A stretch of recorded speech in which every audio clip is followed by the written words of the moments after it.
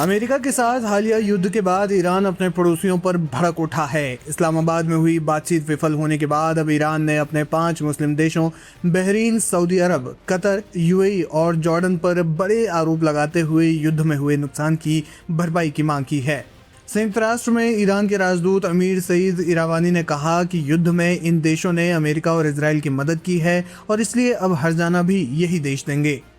Iran की सरकारी news agency के मुताबिक इरावानी ने कहा कि इन खाड़ी देशों ने अपने एयर स्पेस और सैन्य ठिकानों का इस्तेमाल करने की इजाज़त देकर हमलों को संभव बनाया। उनके मुताबिक ऐसा करके इन देशों ने ईरान की संपत्ति की बर्बादी में योगदान दिया और अब उन्हें पुनर्निर्माण का खर्च उठाना पड़ेगा। ईरान की तरफ से ये मांग ऐसे समय में आई है जब इस्लामाबाद में हुई अहम बातचीत बिना किसी नतीजे के खत्म हो गई।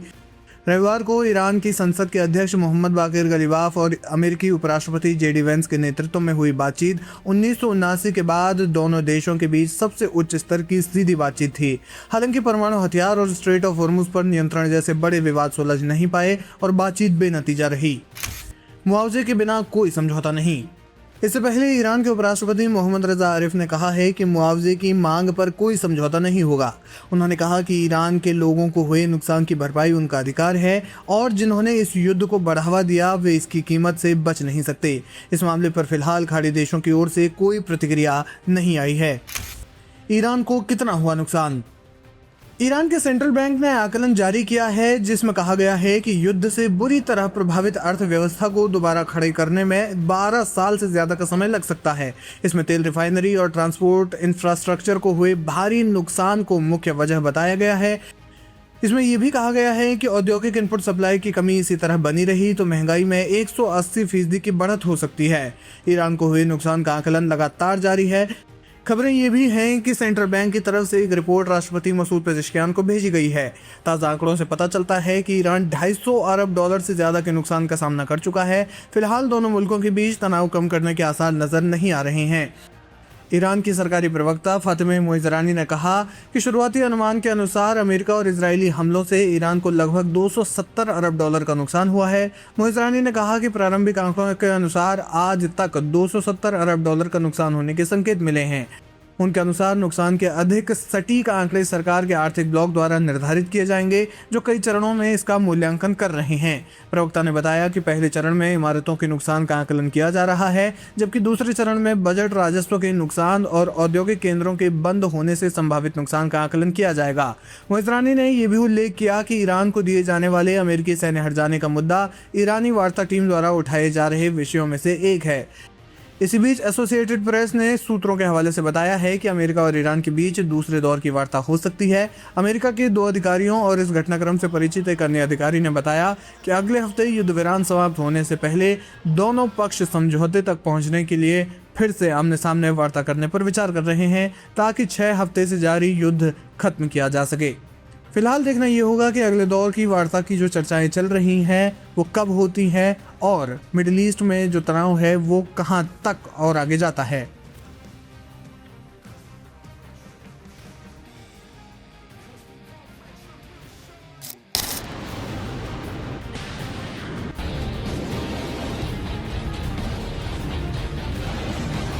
हाल ही में अमेरिका ने होर्मुज में नाकेबंदी का ऐलान किया जिसके बाद ये तुरंत प्रभावी भी हो गया। लेकिन अमेरिका की नाकेबंदी का असर चीन पर नहीं हो रहा है। खबर है कि चोक पॉइंट पर ब्लॉक के बाद भी चीन का जहाज स्ट्रेट ऑफ होर्मुज पार कर गया है। खास बात है कि इस जहाज पर अमेरिका ने प्रतिबंध भी लगाया था। फिलहाल अमेरिका या जहाज कंपनी की ओर से इसे लेकर आधिकारिक तौर पर कुछ नहीं कहा गया है। हाल ही में चीन ने अमेरिका से कहा था कि ईरान और उसके काम में बाहर से दखल नहीं दिया जाना चाहिए।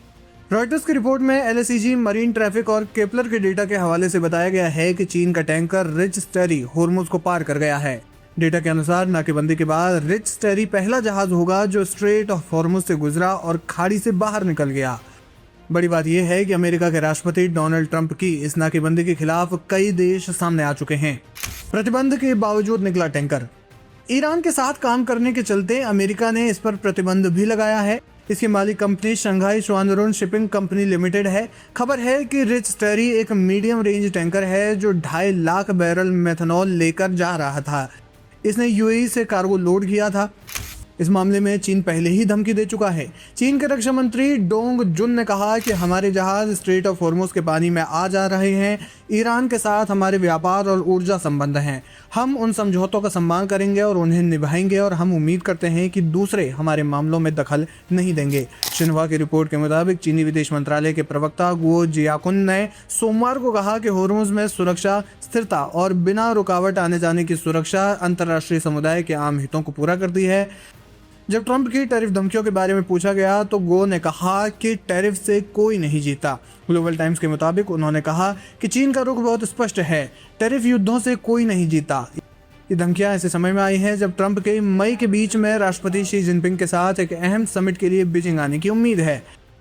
यूकेएमटीओ यानी ब्रिटेन के मैरीटाइम ट्रेड ऑपरेशंस ने सोमवार को बताया है कि अमेरिकी नौसेना ने ईरान के बंदरगाहों और तटीय क्षेत्रों में नाकेबंदी शुरू कर दी है। इसके अनुसार अमेरिकी सेना की इस कार्रवाई से अरब और ओमान की खाड़ी के साथ अरब सागर और होर्मुज का दक्षिण पूर्व क्षेत्र भी प्रभावित होगा।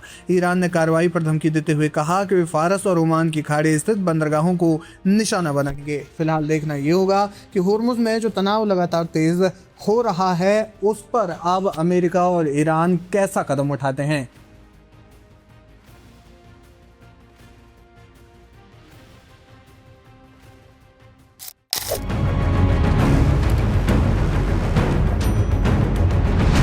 हुर्मुज जलडमरू मध्य में बढ़ता तनाव अब एक बड़े सैन्य टकराव की आहट दे रहा है। हालात तेजी से बदल रहे हैं और हर बयान, हर कदम इस क्षेत्र को युद्ध के मुहाने पर खड़ा कर रहा है। जब डोनाल्ड ट्रंप ने ईरान के खिलाफ नेवल ब्लॉकेट का ऐलान किया तो इसे सिर्फ आर्थिक दबाव की रणनीति माना गया था, लेकिन ईरान ने जिस तरीके अंदाज में जवाब दिया उसने इस पूरे संकट को खतरनाक मोड़ पर पहुंचा दिया है। ईरान ने साफ चेतावनी दी है कि अगर उसके बंदरगाहों पर जहाजों को निशाना बनाया गया तो वह खामोश नहीं बैठेगा। Islamic Republic of Iran broadcasting के जरिए दिया गया संदेश बेहद स्पष्ट था, अगर हमारे लिए सुरक्षा नहीं तो किसी के लिए नहीं। यह बयान सीधे तौर पर फारस की खाड़ी और ओमान सागर में मौजूद सभी देशों के लिए चेतावनी है। इस पूरे घटनाक्रम से संयुक्त अरब अमीरात, कतर, सऊदी अरब जैसे देशों की चिंता बढ़ गई है। इनके प्रमुख बंदरगाह जैसे जुबैल और जेबल अली वैश्विक व्यापार की धुरी हैं। अगर ये निशाने पर आते हैं तो असर सिर्फ मिडिल ईस्ट तक सीमित नहीं रहेगा, बल्कि पूरी दुनिया की सप्लाई चेन चरमरा सकती है। ईरान की सैन्य चेतावनी सिर्फ बयानबाजी नहीं लगती। इस्माइल कानी ने इशारों में बता दिया है कि उनके पास अभी कई छिपे हुए पत्ते हैं। ये पत्ते क्या हो सकते हैं? पहला, बाब अल मंदेब जलडमरू मध्य को निशाना बनाना, जो लाल सागर का सबसे अहम प्रवेश द्वार है। अगर यहाँ बाधा आती है तो एशिया यूरोप व्यापार की धड़कन थम सकती है। ड्रोन और मिसाइल हमलों के जरिए खाड़ी के बड़े बंदरगाहों को नुकसान पहुंचाना। सेंटम के अनुसार नाकाबंदी लागू हो चुकी है, यानी अब यह सिर्फ धमकियों का दौर नहीं बल्कि वास्तविक कार्रवाई की शुरुआत है। ऐसे में हर छोटे सैन्य कदम बड़े टकराव में बदल सकता है। इस संकट का सबसे बड़ा असर तेल बाजार पर दिख रहा है। हुर्मुज जलडमरू मध्य से दुनिया का लगभग 1/3 तेल गुजरता है। अगर यहाँ तनाव बढ़ता है तो तेल की कीमतों में उछाल तय है, जिसका असर हर देश की अर्थव्यवस्था पर पड़ेगा, चाहे वे विकसित हो या फिर विकासशील। सवाल अब यही है कि टकराव होगा या नहीं, बल्कि यह है कि ये कितना बड़ा होगा। क्या ये सिर्फ सीमित सैन्य झड़पों तक सीमित रहेगा या फिर पूरे मिडिल ईस्ट को अपनी चपेट में ले लेगा? अगर ईरान अपने हर हमले का जवाब देने की रणनीति पर चलता है तो यह संघर्ष तेजी से फैल सकता है। दुनिया की नजरें अब इसी क्षेत्र पर टिकी हैं। एक तरफ अमेरिका का दबाव, दूसरी तरफ ईरान की जवाबी रणनीति। इनके बीच फंसा है वैश्विक व्यापार, ऊर्जा सुरक्षा और अंतर्राष्ट्रीय शांति का भविष्य।